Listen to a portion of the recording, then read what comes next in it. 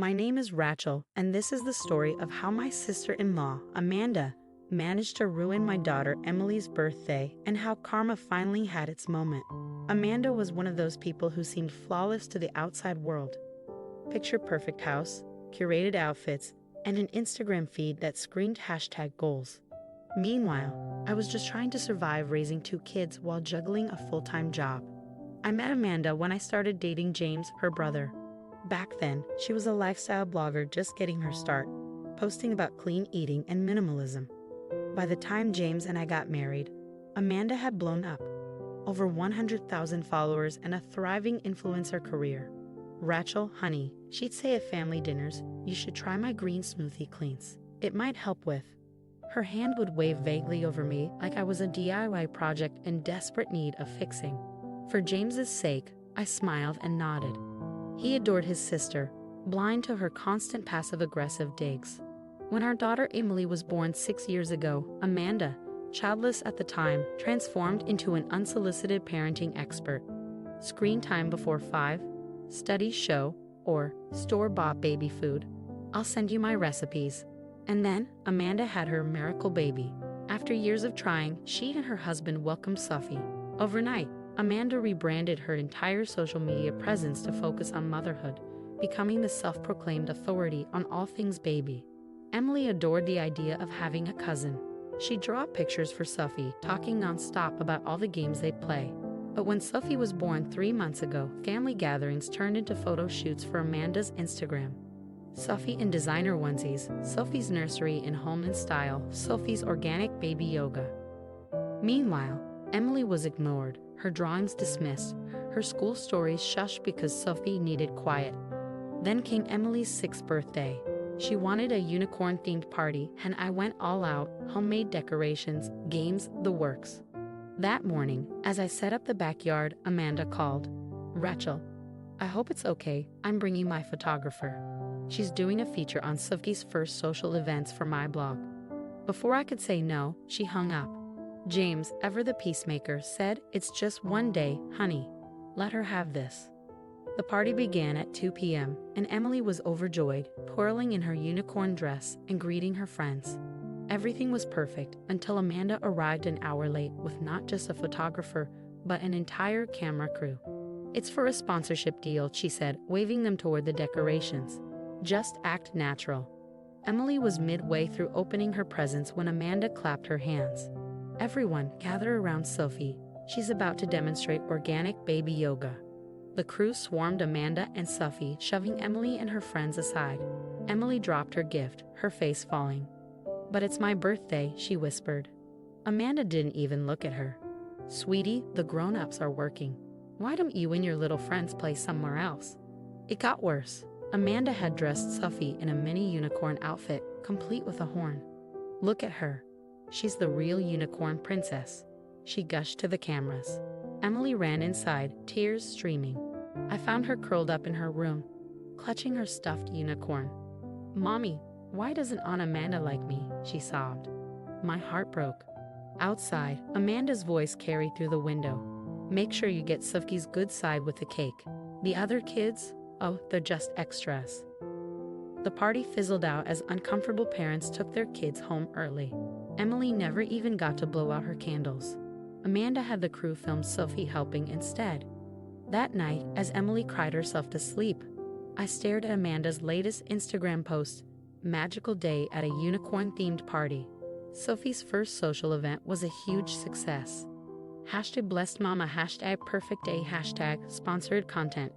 The comments were pouring in. Amazing mom. Sophie is the cutest. What a beautiful party. I was about to close my laptop when a message popped up. It was from someone named Maria. I know the truth about Amanda. Call me. I hesitated, then picked up my phone. Maria answered on the first ring. I've been waiting for someone to stand up to her, she said. I was Amanda's assistant for 2 years. I have proof, fake sponsorships, staged photos, lies about her pregnancy. Everything. My pulse quickened. Tell me more. Meet me tomorrow at the coffee shop on Main Street, Maria said. Bring a USB drive. You'll want to save these files. I looked at the photos from Emily's ruined party scattered across my desk. Amanda had hijacked my daughter's special day, but this time she wasn't going to get away with it. As I hung up, I thought about what my grandmother used to say: patience is bitter, but its fruit is sweet. I glanced at Emily's tear-stained unicorn dress hanging on her door. 3 months until my own birthday, and this time, Amanda would learn what it felt like to be upstaged. The next morning, I met Maria at the coffee shop.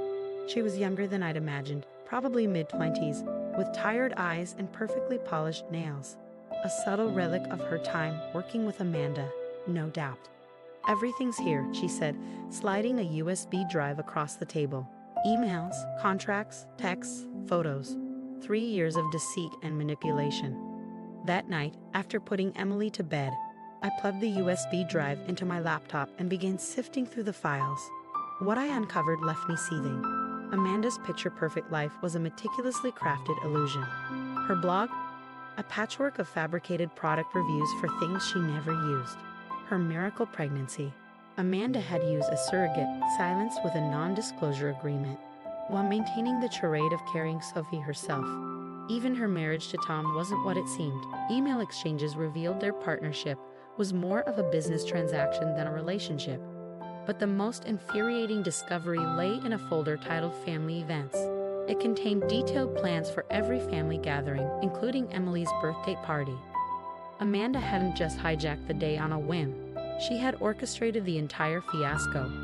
From the camera crew's arrival to the moment she pushed Emily aside for Sophie's debut. The next week, I meticulously compiled the evidence. Screenshots, videos, email chains. Everything was carefully arranged, with annotations and timestamps. All while Amanda remained blissfully unaware, busy flaunting her fabricated life online. When I announced my plans for a grand birthday celebration, James looked surprised. "A big party? That's not like you," he remarked. "I think it's time I made an effort," I said, echoing Amanda's oft-repeated advice. He smiled, unaware of the storm brewing beneath my calm demeanor. Invitations were sent out, lavish and detailed, with Amanda's favorite buzzwords like elevated elegance and photographer on-site sprinkled throughout. Amanda RSVP'd within the hour. "Can't wait. Sophie and I will be coordinating our outfits. #family goals." The day before the party, Amanda texted, "Should I bring my usual camera crew? They're great at capturing candid moments." "Thanks, but I've already hired someone," I replied sweetly. The party was set for 7 p.m. The event space was stylish but understated, just the kind of venue Amanda loved to flaunt. By 6:30, everything was ready. Guests mingled, and Amanda arrived on time, Sophie dressed in a miniature version of her designer gown. "Rachel, darling," Amanda greeted, air kissing my cheeks. "This is lovely, though next time, let me put you in touch with my planner." I smiled.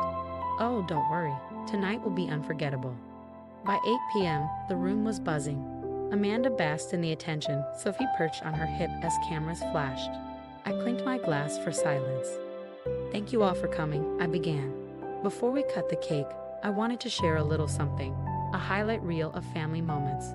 Amanda beamed, clearly expecting a montage of her curated perfection. The lights dimmed and the projector lit up. The first image appeared, a behind-the-scenes clip of Emily's birthday party. Amanda brushed past Emily, camera crew in tow, as my daughter looked heartbroken. "Wait," Amanda's voice cracked, but the video rolled on. Next came emails discussing her fake pregnancy narrative. A photo showed her surrogate's blurred-out face beside Amanda cradling a false baby bump. The timeline proved she was posting progress photos months before Sophie was born. Then came emails and contracts exposing fraudulent sponsorship deals. One text exchange read, "Just post the review, I don't care if it's trash." The check cleared. The final image lingered on the screen.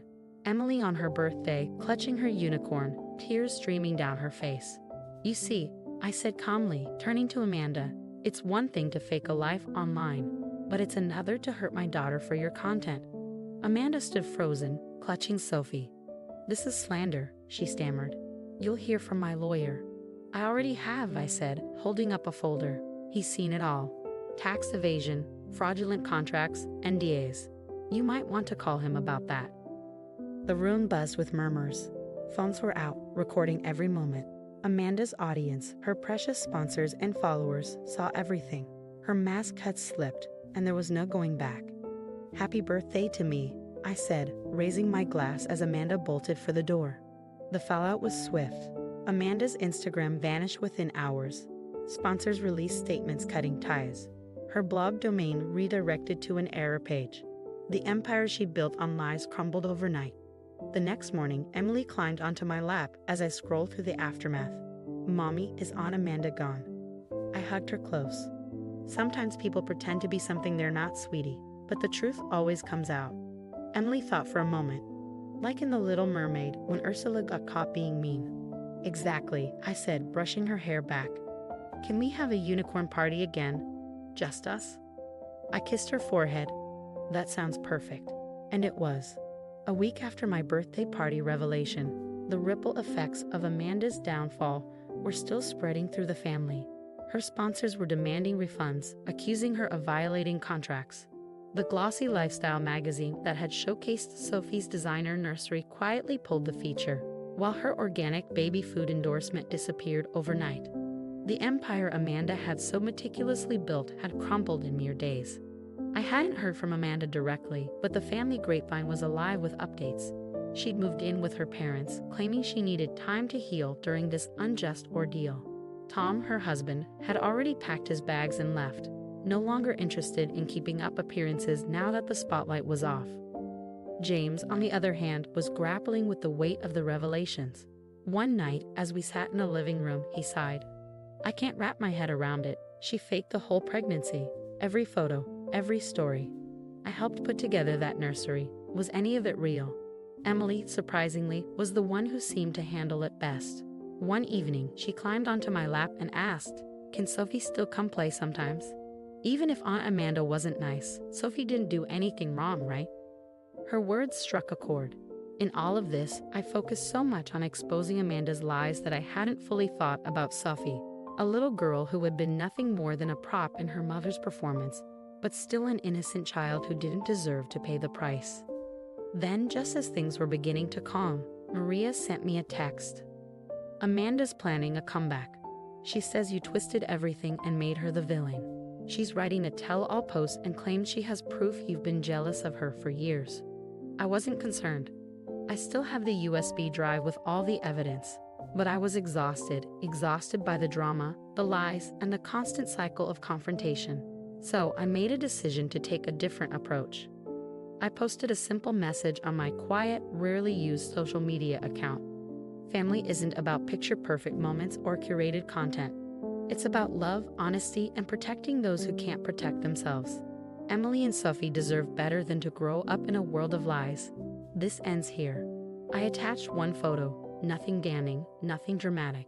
Just a candid shot of Emily and Sophie at a family picnic months ago, laughing together in the grass. Two little girls, unburdened by the chaos of adulthood, simply enjoying each other's company. The response was swift and decisive. Amanda's remaining supporters fell silent, and her planned comeback fizzled out before it even began. Sometimes, all it takes to cut through the noise is a quiet truth. 3 months later, life looks different. Amanda has started therapy, real therapy this time, not the kind she used to promote for likes. She's living in a modest apartment and working a regular job. Sophie spends weekends with us now, and Emily loves teaching her about unicorns and hosting tea parties. Last week, I received a letter from Amanda. No fancy stationery, no flawless handwriting. Just plain words on plain paper.